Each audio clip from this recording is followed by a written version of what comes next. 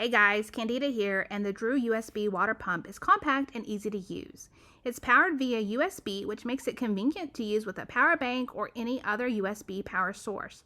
This pump has a flow rate of 200 liters per hour, which is perfect for a small fountain, and it's also super quiet, so you barely notice that it's running. The build quality of the pump is fantastic. It feels durable and sturdy.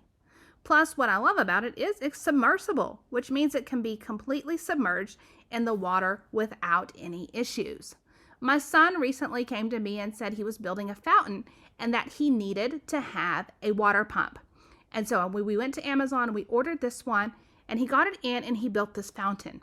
And as you can see here, it's pumping the water. And so it's fully submerged, it's pumping the water, and he was able to bring a creation of his to life. The pump has worked really well. It's held up well over time. It's quiet, and so it doesn't make a lot of noise, which has been great. So I hope you found this review helpful.